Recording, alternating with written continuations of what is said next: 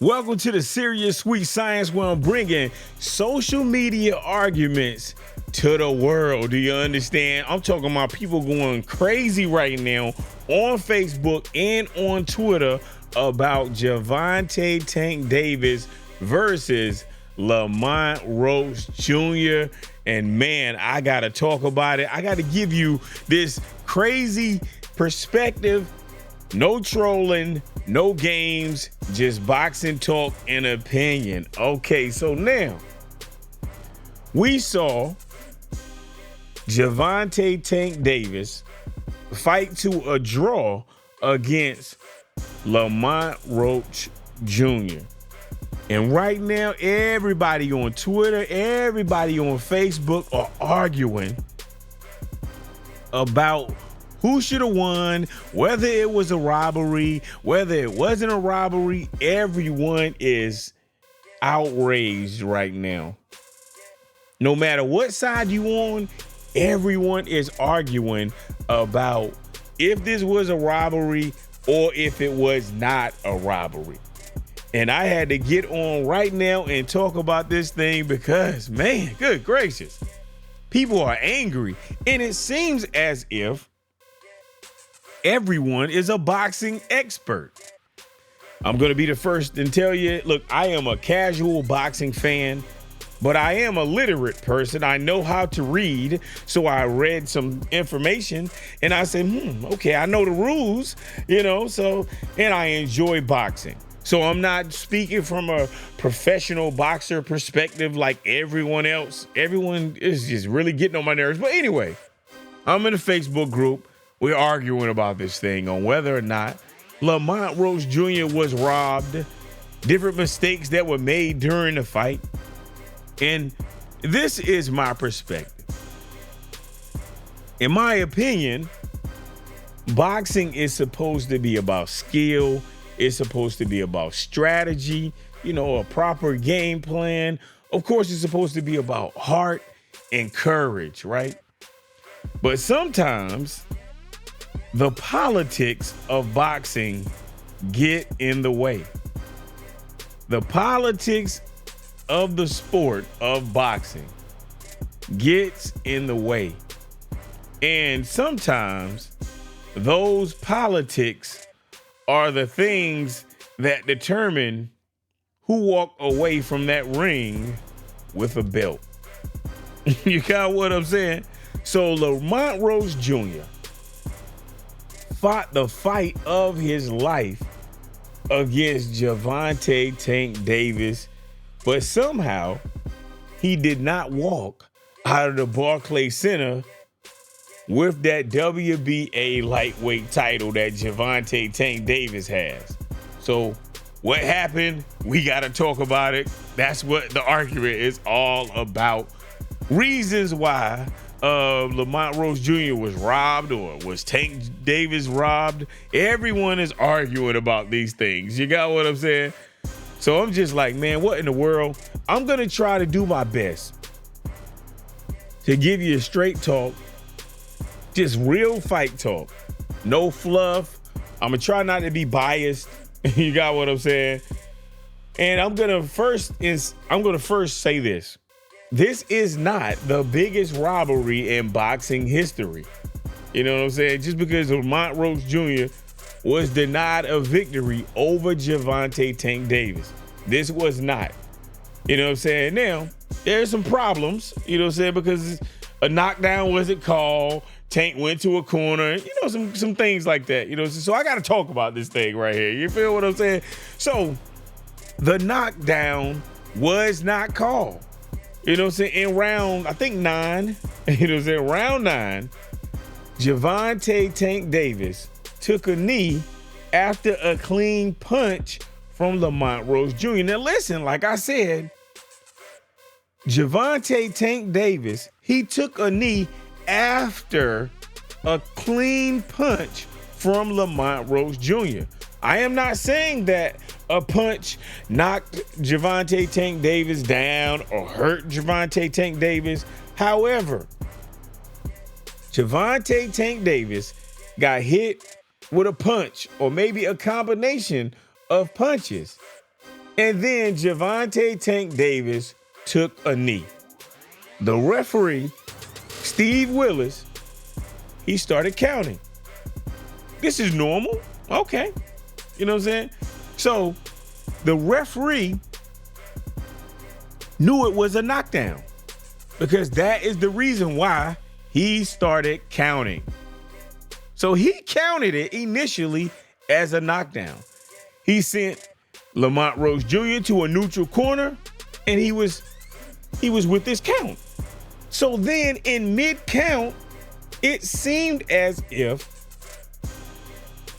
something was said by Gervonta Tank Davis, and then it's as if Steve Willis, the referee, changed his mind, and then he let the fight continue as if nothing had happened.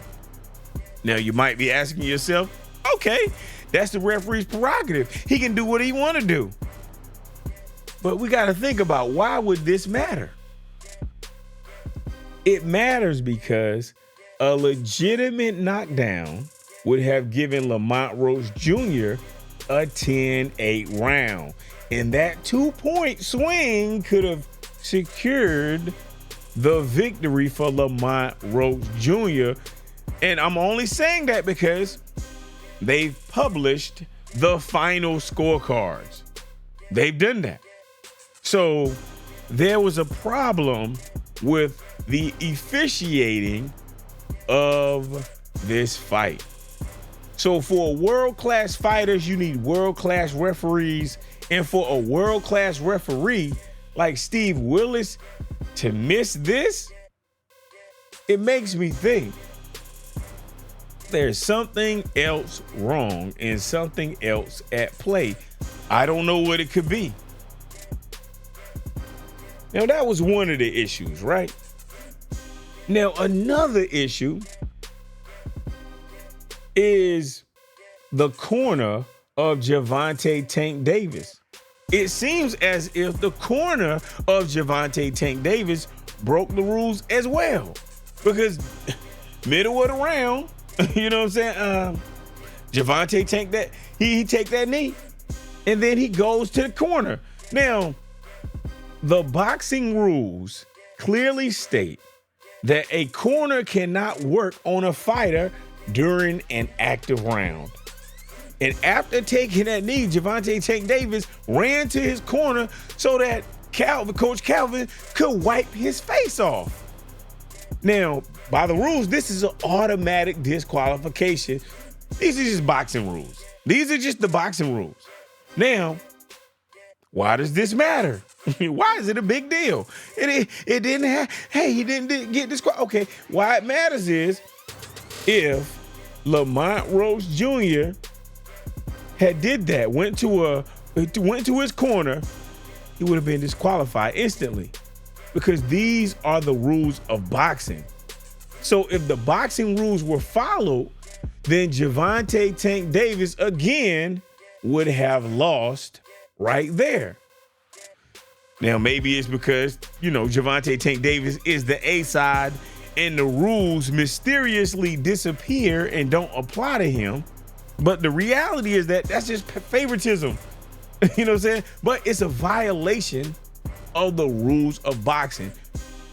The rules of this sport have already been established.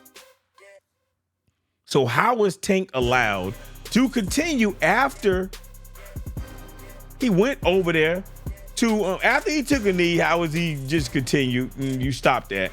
And now when he went over to that corner over there, why did they not end the fight when the rule says you're supposed to end the fight? Why? Look the rules up. I'm just saying, I'm not understanding what happened. That's why I'm just like, what's going on? Because the boxing rules clearly state that your corner cannot work on a fighter during an active round. The round was active. The corner cannot wipe his face off. And if they do, it is an automatic disqualification. That's just how it's supposed to be. So now, the judges. Now, the final scorecards, they were read, right? Two judges had it 114 to 114. Another judge had it 115 to 113 for Gervonta Tank Davis. But the weird thing is, from what I saw, from stats that I saw as well, and when I say what I saw, I'm talking about with my own eye. And then I looked at these stats. Lamont Roach Jr. landed 112 punches out of 400 punches. And Tank only landed like 103 punches out of 279 punches. So Lamont Roach Jr., and even they said it at the post-fight, immediately after the fight, the announcer even said it. He was like, look, man, Lamont Roach, you threw more punches, you landed more punches, but somehow Tank still got the win. I'm really confused. It seems like the judges stole the fight. So when I was looking at this fight for the third time, I noticed this the first time as well, but Lamont Roach Jr. dictated the pace of the fight. He was pressing the action. He forced Tank in a position where Tank looked like he was visibly uncomfortable. So he was forcing Tank to fight uncomfortably. I saw him hit Tank and Tank wobble. At no point in time did it look like Lamont Roach was hurt. From my eye, maybe he was. Let me know in the comment section. Do you think Lamont Roach Jr. was hurt? Lamont Roach Jr. landed more punches. He forced Gervonta Tank Davis to take a knee. He controlled the ring the majority of the rounds.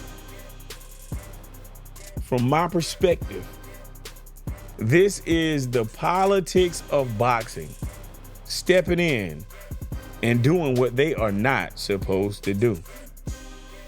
Lamont Roach Jr. was never supposed to win, according to the boxing politics. The boxing politics monsters did not want Lamont Roach Jr. to win. Lamont Roach Jr. was supposed to be another champion on the resume of Gervonta Tank Davis. The A side got protected. And I'm just saying, I saw on Twitter, I think they call it X now.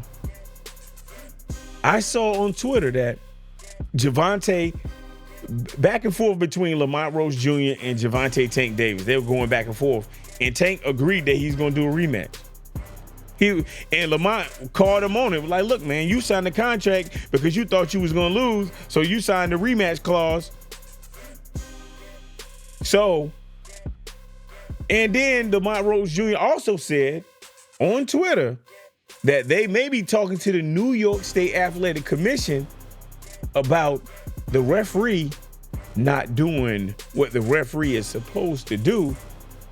And if they overturn that judgment, then Lamont Roach Jr. is going to become a champion at 135 as well, because he's already a champion at 130 pounds. So right now, I think they got a petition to the New York State Athletic Commission, but I think Gervonta Tank Davis is trying to rematch Lamont Roach Jr. before it can even go to the commission, because that type of stuff takes a little time. You got me? So that's what I think is happening. But I just had to jump on right now because everyone is arguing about whether or not Lamont Roach Jr. was robbed in the fight with Gervonta Tank Davis. So I just had to, throw some some things that I know about the situation. You know what I'm saying? And that everybody's talking about, a missed knockdown that should have changed the fight. A rule violation that should have resulted in a disqualification. And a panel of judges that really saved Gervonta Tank Davis. So now when I'm mixing all of this together and I'm putting it all in a bowl and I'm mixing it up, it looked like a robbery gumbo. You got what I'm saying? Because Steve Willis is an experienced referee. There is no way he would have missed that knockdown. And he didn't miss it. He started counting. He sent Lamont Roach to a neutral corner. And then Tank said something, and then he just ignored the knockdown and act like it didn't exist. And when Tank went to his corner, it's supposed to be a disqualification. He just didn't disqualify him. Why and how would a referee who has been doing what he has been doing as long as he's been doing it, why would this happen? Why would this happen? This is nothing but controversy. And I'm going to say that the politics boxing monster stepped in and rearranged and changed some things. You got what I'm saying? Look, man, this is the sweet science. But what do you think? Drop your thoughts in the comment section. Hit the like button. Subscribe for real boxing commentary. And look, next time, I'm going to talk to you later. But this is what I want you to do. I need you to stay serious about this sweet science. Peace.